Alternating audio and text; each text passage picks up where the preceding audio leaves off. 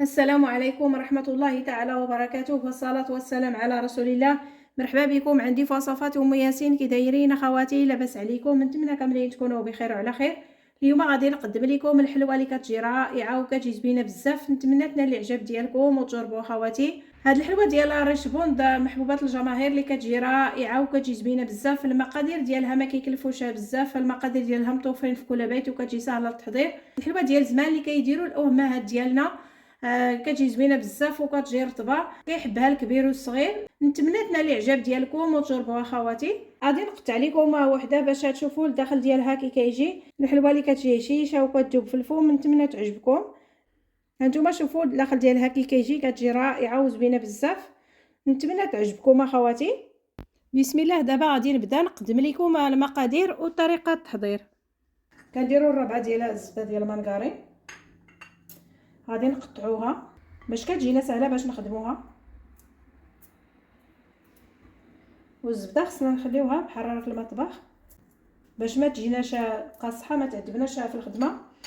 وغندير كاس السكر سنيده والسكر الخشن. عندي هنا في هذه الحلوه كاس وكاس الا الربع ديال السكر. ما عمرتش هذا الكاس حيتاش هذه الحلوه فيها المربى باش ما تجيناش حلوه بزاف، وانتم على حسب ذوقكم، على حسب الاختيار ديالكم. وكنضيف رشه ملح. دابا غادي نخلطو سنيده مزيان مع الزبده، غادي ندلكوها مزيان حتى كتدخل في الزبده. وسنيده اللي تبغيو ديروا الحلوه شريو سنيده اللي كتكون رقيقه، سنيده اللي كيكون حبوبات ديالها رقاق. دابا غادي نبدا نخلطو سنيده مزيان مع هاد الزبده.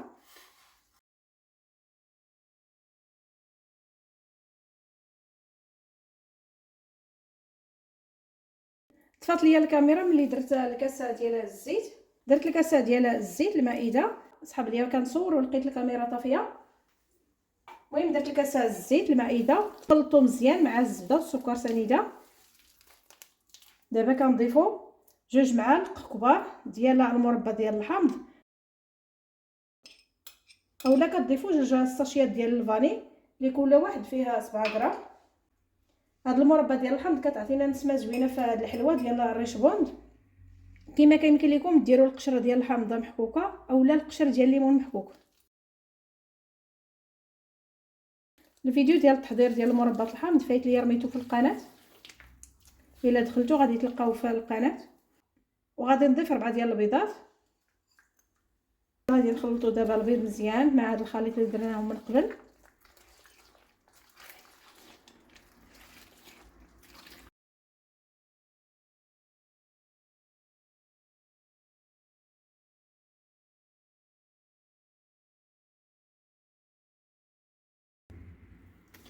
صافي بعد ما خلطنا البيض مع الخليط اللي درناه من قبل، دابا غادي نضيفو الدقيق. كنضيفو الدقيق شويه بشويه حتى كتجمع لينا العجين ديال الحلوه.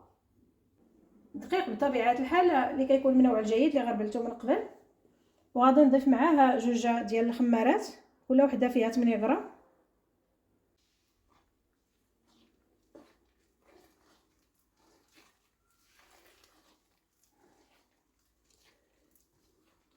صافي كندير الدقيق هكا وكنجمع الخليطه ديال الحلوه حتى كتجمع لينا العجينه. ما كتكونش قاصحه بزاف وعاوتاني ما كتكونش جاريه، كتجي رطبه شويه. صافي كندير الدقيق هكا وكنجمعها حتى كتجمع لينا العجين. من بعد غادي نوريكم القوام ديالها كي كيجي.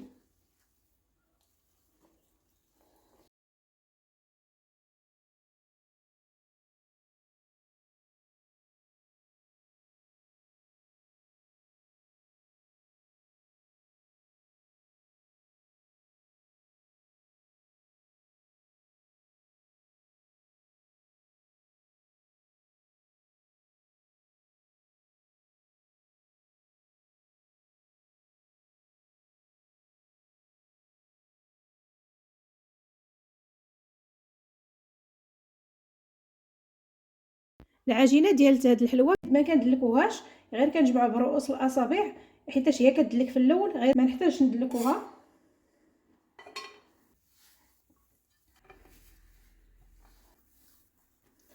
صافي بعد ما جمعنا العجين ديال هاد الحلوه نتوما شوفوا كتجي رطبه، ما كتجيش قاصحه بزاف. العجينه كتجي مجموعه وكتجينا لينه. صافي كنغطيها بالبلاستيك الغذائي باش ما تنشف لياش. من بعد غادي نبدا نكوروها نديروها في اللاطه اللي غادي تدخل الفران. حطيت اللاطه فرشت ليها ورقات السوفيغيزي اولا كترشوها بشويه ديال الدقيق حيتاش العجينه فيها الزبده ما غاديش تلصق ليكم. دابا غادي نديرو الكويرات اللي كتكون صغيره، كنخليهم بهذا القد. انا غادي نخليهم بهذا الحجم حيتاش غادي يتزادوا مازال في الفران، ولا حتى غادي نجمعوهم بجوج بالمربع. وانتم الا ما غاديش تجمعوهم بالمربع غادي تخليهم فردين هكاك، يمكن لكم تكبروهم اكثر من هكا.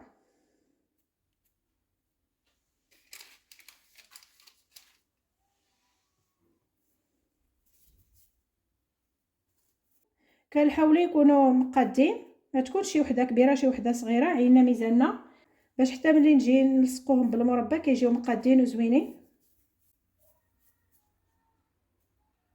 صافي كنجمعوهم بحال هكا وكنورك عليهم بالكف يديا بحال هكا غير شويه باش ما يجيوناش واقفين بزاف.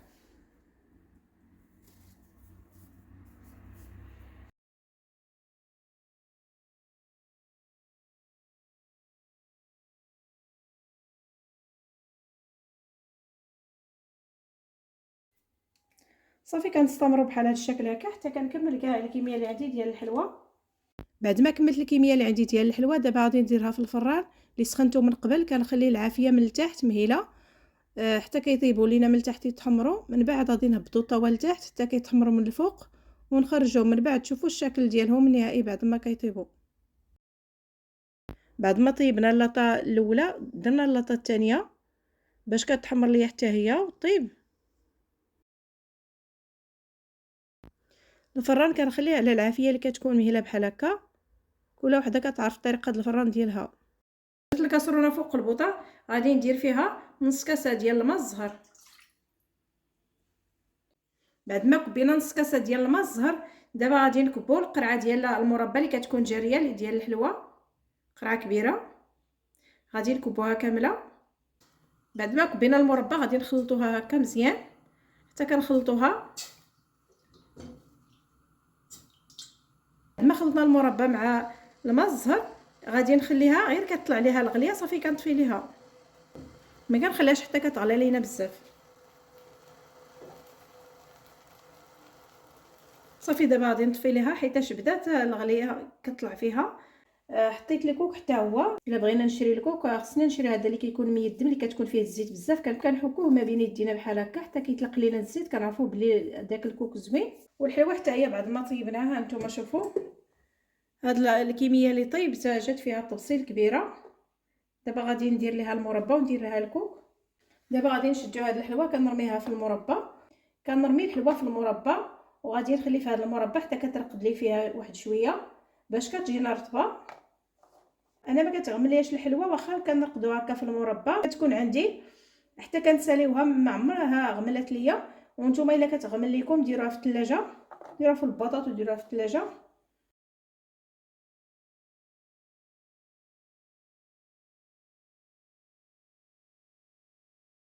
صافي كنحركوها هكا بالفرشيط وكنضغط عليها هكا باش كتغمس ليا مزيان في هذا المربى. وغادي نخليها في هذا المربى واحد شويه تقريبا دقيقه ولا جوج دقائق عاد كنهزوها. بعد ما دازت دقيقه صافي غادي نهزوها ونديروها في هذا الطبسيل. كنهزوها بهذه المغرفه اللي فيها الشبكه باش كتقطر ليا ديك المربى.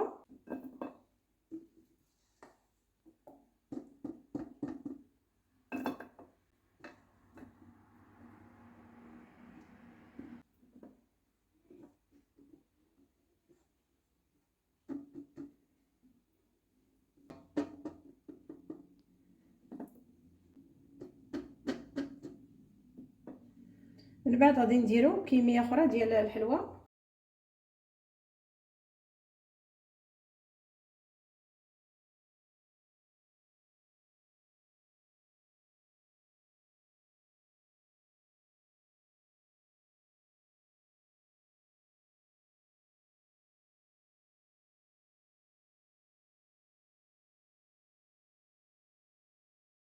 دابا غادي نديرو الكميه اخرى في هذا المربى ونخليها عاوتاني دقيقه اخرى حتى كتشرب ليها هذا المربى مزيان. من بعد كنحيدوها ونديروها في الطبسيل. صافي كنستمروا بحال هكا حتى كنسالي الكميه اللي عندي ديال الحلوى حتى كنغمسها كامله في المربى.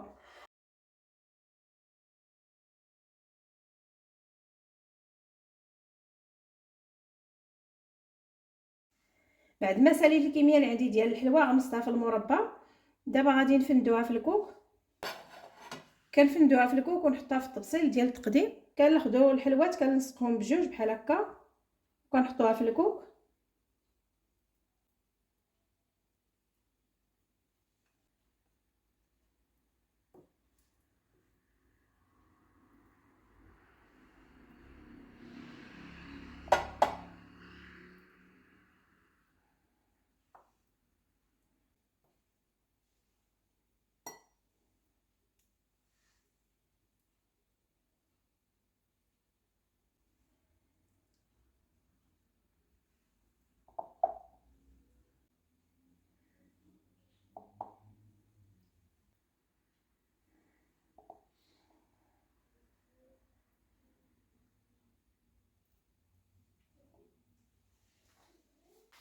دابا غادي نفندوها في الكوك. كنفندوها مزيان في الكوك بحال هكا.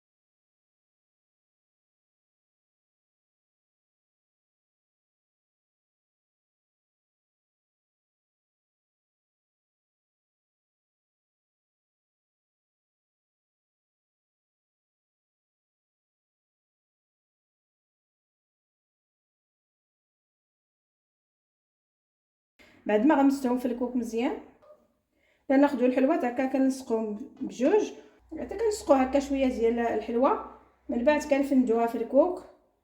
كنحطوها في الطبسيل صافي. كنستمروا بحال هذا الشكل هكا حتى كنفندوهم في الكوك كاملين. من بعد تشوفوا الشكل ديالهم النهائي.